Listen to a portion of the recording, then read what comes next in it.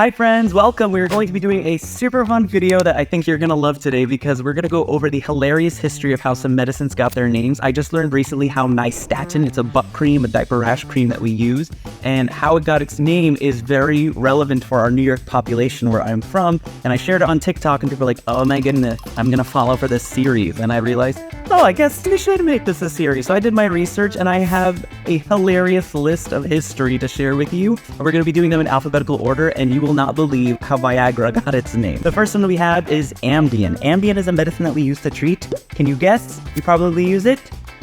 Insomnia. So in the same vein of sleep, if you split, it's just too good to be true, honestly. If you split Am and Bien, what do you think it stands for? It stands for, it's gonna make your AM Bien. It's gonna give you a good morning. Next one is amend.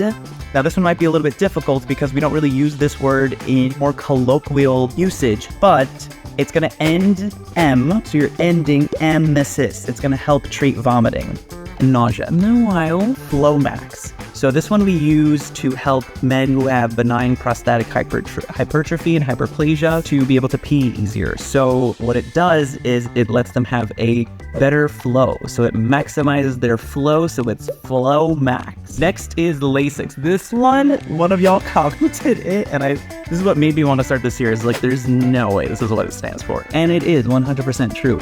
That LASIX got its name because, y'all medicine people just really do realize it's the same level of creativity. It's because it lasts 6 hours. LASIX. LA6. LASIX. This is how people are going to start naming their children. What do you think this one does if you split apart some of these syllables? Yeah, you got it. It lowers your pressure. It helps lower your blood pressure. This one's pretty cool, Lunesta. This is the more creative side of medicine naming. It stands for Luna, which is the moon in some other languages, and Esta implies rest. So Lunesta, it's going to help you go to sleep better. So good for insomnia. Macrobid. This one's also interesting in case you've ever been in a hospital or you ever heard your clinical team, your doctors say BID. You're like, what does that mean? That just means we're going to give it to you twice a day. BID. I actually don't know what it means in Latin, but I will look it up and probably put it in the comment section down below. It's a formulation of macrodantin. So you're going to be taking the macrodantin twice a day. So you're going to take macrodantin, BID, macrobid. Just few syllables and you got yourself a new drug. Statin, here's the one. So this is what I learned. Infectious disease doctor was giving a talk and she said, where do you all think the name NYSTATIN came from? And someone in the back of the room said, it stands for New York State. And I went, that's very good. You guys are comedian. What? It's true. What do you mean it's true? So it actually stands for New York State because it was made in New York State in the 1950s. New York Health Laboratory. And the stat part, I think it's easier to remember New York State, but actually what it does mean is made in New York because it's a or I guess a fungostatic medicine, which is it doesn't kill fungi, it prevents the future growth. So it's a static medicine. Penicillin was actually coined by Alexander Fleming, who had derived the name from the fungus Penicillium notatum. And this is important because he said that the fungus looked like a pen, which in Latin is penicillus. Oh, yeah, because we say the word pen. So pen, penicillus, penicillin. I just made that connection myself right now. PREMARIN. You're not going to believe this. So when do we use PREMARIN? So you might have used PREMARIN when you are postmenopausal. It helps treat postmenopausal women who are suffering from hot flashes. And so where did the name PREMARIN come from? You probably don't want to know. It comes from pregnant mare's urine. Pregnant with child. Mare, female horse, urine. Urine. That's what they use to make it. I think I would rather have the hot flashes. Protonics, you are nixing the proton pumps inside the stomach. You're fighting stomach acid, so you're helping calm the stomach.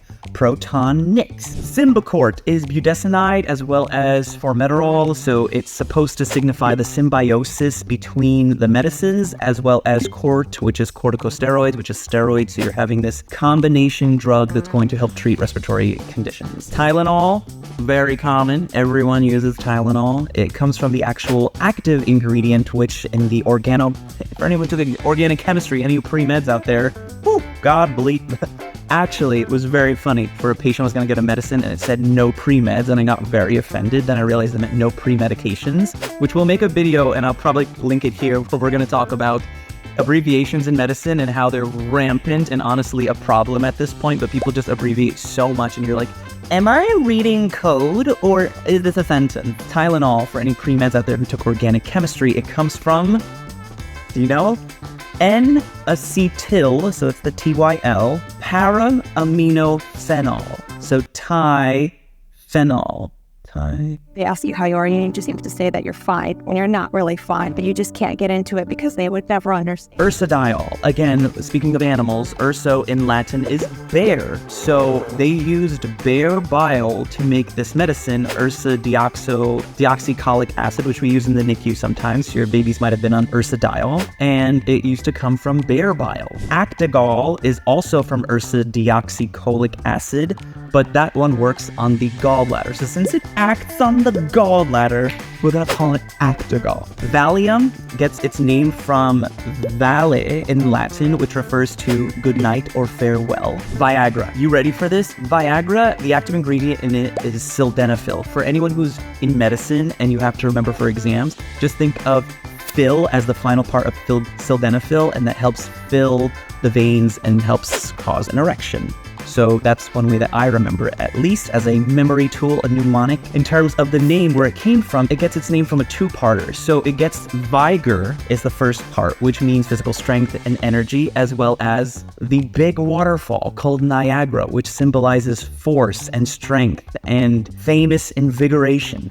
So vigor and Niagara, you're gonna have an explosive time.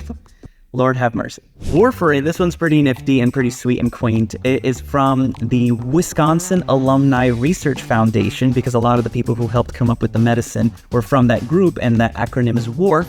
And then arin is the link between warfarin as well as coumarin. And last but certainly not least, Zoloft. This one I actually don't really agree with, but we'll run with it because it makes a little bit of sense. So zo is actually from the root of zoo, which in my research it said that they wanted to convey a sense of serenity like the zoo, and I thought, it is a zoo, serene. I mean, I call the PED a zoo, and I wouldn't actually say that's because it's serene, it's more because it's utter chaos. However, the second part, loft, is supposed to imply a feeling of being uplifted. So that is our list of 22 medical medicines, as opposed to non-medical medicines, and their hilarious histories and how they came to be. It's super fun. If there are any ones that you know of that I didn't cover, please share them. I'd love to make a part 2 of this as we do more of our research.